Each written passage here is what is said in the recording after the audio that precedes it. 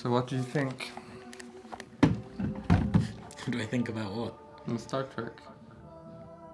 Shouldn't we say hello first? Well, I guess we could, but I thought we could skip the introductions. We know each other already. Welcome to the Sprawl. Today, we're going to talk about death. The lovely subject of death and its various forms in various bits of media. And it's very, very telling that we have David Bowie in the background. You know what? When's the anniversary of his death, actually? It's got to be pretty soon, right? It's Feb something. Mm. Like, I think it's early February. Anyway, I actually didn't even think about that when I put on this record. Oh, It's pure coincidence. pure coincidence. But we should start by talking about this, really, and then we'll get to Star Trek. Like, what does this album mean to you? Oof, it's a tricky question. I don't know that I have a personal relation to this album. I love it, and I think it's one of David Bowie's best. But I don't know, this album is such an event. It's such a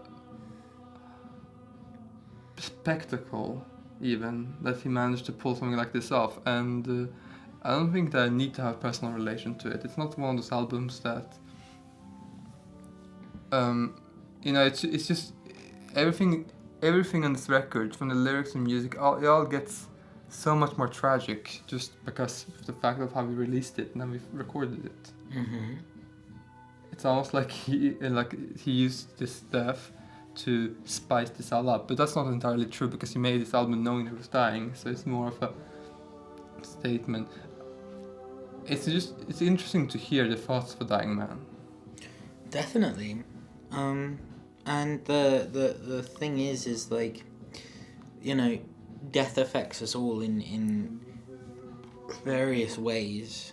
And in some ways now, in society, especially with all the negative media out there, it's hard to evade. It's always in your face. Someone died today. Someone got stabbed. There was a bombing. There was this, that, and all the other. And it's like, when you condense it down, I think this album says a lot about the thoughts of, yes, a dying man, but also in listening to it, you can reflect on what it is to be a human being and at the end of your life, it's the last breath of a dying star, and I think that makes it pretty darn powerful, and it's very haunting as well, the album. So It is, and especially having going like a ghost somewhere in the distance in the background. Yeah, well, he knew. Well, I don't know if he knew that he would be releasing it after he died, but Well, he released it like 2 days before he died. Sure, but the legacy of music like this is that it's going to have those connotations, the moans of a long dead person, now a ghost. Positive thinking. I remember when it came out, it's like the first day or two, people were very confused by this record. A lot of people didn't really get it, didn't really like it. And then he died, and then suddenly it's all like, oh, well, okay, that makes more sense now. What's not to like? I mean, I was never a big fan of David Bowie, I gotta admit. Like, of course I love his classics, and but I was never like someone who followed his career or followed him as a musician. So I'd say this is probably the first full album I ever listened to of his, but I really enjoy it. You have to listen to Heroes. Or rather, I like Station to Station. Mm-hmm. I think that's great. Mm-hmm. In terms of other albums that are about death, do you know of any? No. Actually, there's one that I have much more personal relation with, and that's The Antlers' beautiful album, Hospice. Mm-hmm. Explain the story. So, The Antlers are I'm gonna go out on a limb and say that they're post-rock, but they're straddle like the line between post-rock and singer-songwriter. They're they're very melodramatic, but they're great storytellers. But this album was inspired by an event in the singer's life when he was working in a hospice ward, and he fell in love with this girl who was terminally ill with cancer. As people in hospices usually are. Well, yeah.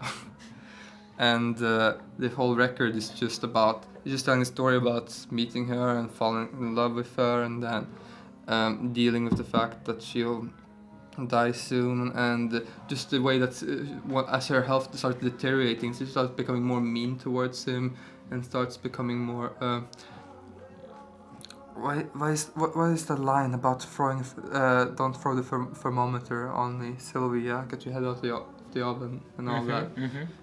And then there's this beautiful song on it called Wake, which is it takes place I think a couple of weeks after her death. And it's just just a haunting choir in the background, and the beautiful, instead of having the proper like drum beat, they have just a palm muted guitar strumming. I mean, I think the ability to tell a story of love like that, you know, you got to question as well whether she was starting to be mean to him because she resented the fact she wouldn't be able to be with him, and he was better off hurting less when she died because she rejected him. Like there must have been an element of that in his head and in her head. But like an interesting film we watched, which is about death, this week, was Stepmom. Oh, Like classic 90s sort of. I wouldn't say it's a family film. It's I mean, it's a chick flick for sure. is it? Yeah. I mean, it's not family unfriendly. It's pretty. You know, John Williams made the score. It's pretty family friendly. Yeah, but I mean, like, you wouldn't show anyone under the age of 12 it. You know, it's sort of like the girl who the little girl in it is, I'd say, the perfect age and above to watch the film. You know, because there's a lot of swearing and there's a lot of, but it's like that classic 90s film with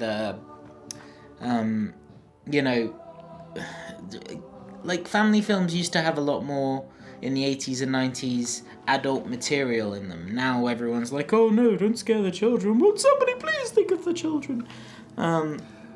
It's pretty depressing though. Well, you know, like, sorry, just to interrupt quickly. Go. I was just gonna say, but you look at something like It, which came out recently. Now, if that had come out in the 80s, it would have been more acceptable as a 12, possibly. Because it's more of a family film. You haven't seen it, I know, so... No, but I did see the original. Didn't that come out in the 80s? Yes, but that wasn't a film, it was a TV. What's the rating of that? Not sure, I think it is a 15. But I'm not sure. Anyway, the point is that the film is a massive examination of what it is to have a family and realize you're losing them in more than one way. It's got Susan Sarandon and Julia Roberts in it, and Susan Sarandon plays this, you know, mother of these two children, and her husband is now with another woman who is trying to be their stepmom, hence the name. And Susan Sarandon finds out she's dying, and then it doesn't actually show her die, it just shows her getting sick, and then it shows how you know, how she comes to terms with it. And I think it's a very powerful what's the word, I don't want to say epitaph. I mean, Epitaph requires 3 parts, right? No, that's 3 words.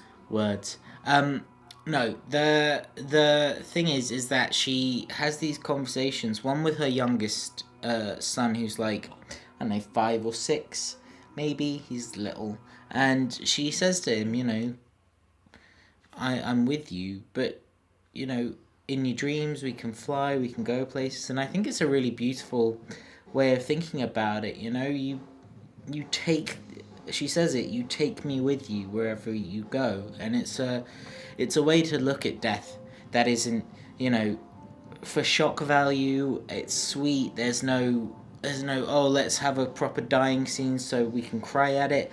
You cry at the idea of losing someone you love. You don't cry at the film doesn't require you to cry at actually watching her pass away. She's human. She makes mistakes. She does mean things, but she's human, and we all are. And very much like David Bowie, it's not necessarily a direct, examination of death, but it certainly is an interesting examination of what it is to die.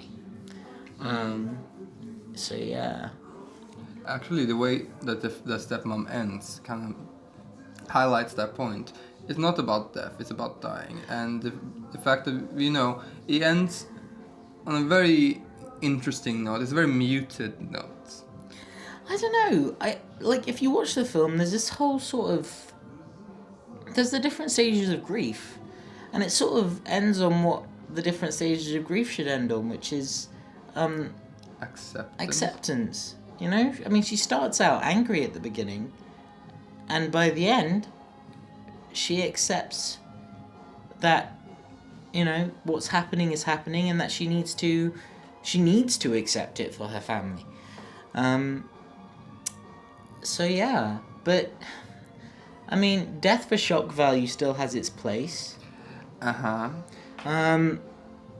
So we watched Star Trek Discovery this week. Yes, we did. And by the way, gotta say, it was on my top 10 list of TV shows, but it would have been higher if this episode had come out earlier, which is funny, because I always fear that modern TV shows aren't willing to take the leap and make surprise deaths. And if you haven't seen Star Trek Discovery and you're planning to watch it, episode 6, here comes a spoiler, so there's your warning.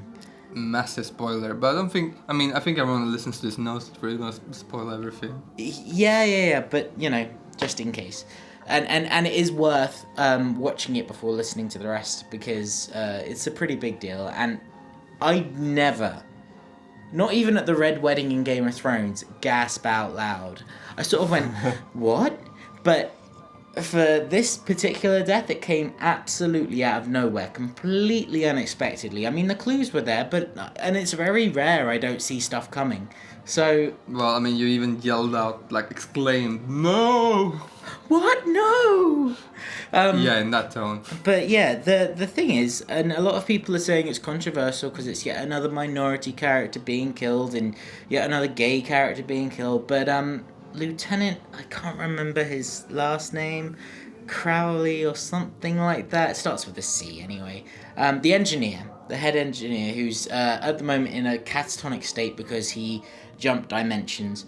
As one does. His husband, being uber concerned about him, is by his side, and the security, what's his name? I'm not remembering any names. To be fair, as much as I like Discovery, I don't remember. I know Michael Burnham and I know Tilly. Yeah, because they're amazing. The other characters are great too, but...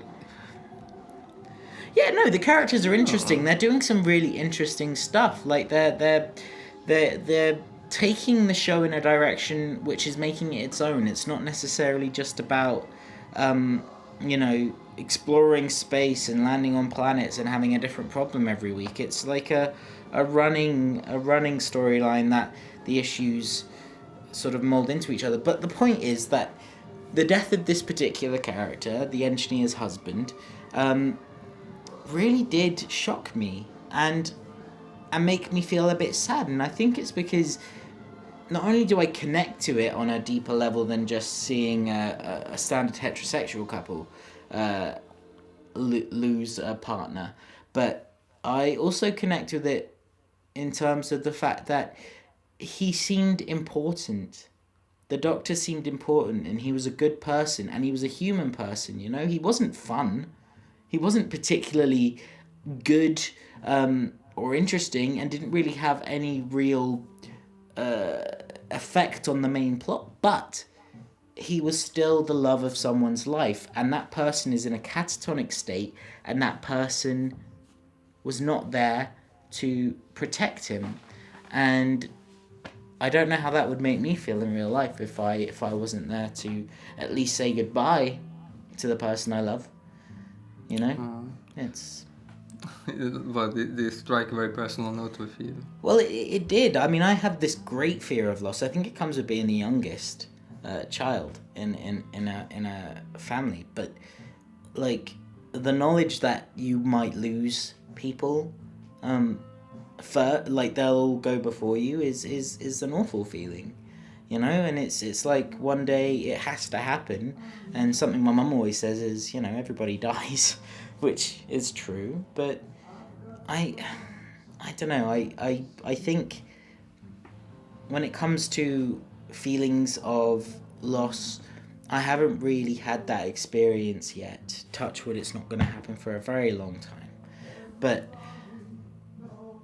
I think the reason it struck a chord with me is because I am in a situation in my life now where I have people who I love, who I don't want to lose, and who are worth, who I'd give my life for, you know? And not having the opportunity to offer that possibility is really sad to me. So the tragedy is really for the engineer, in my heart, that he wasn't there to say goodbye to the guy he loved, you know?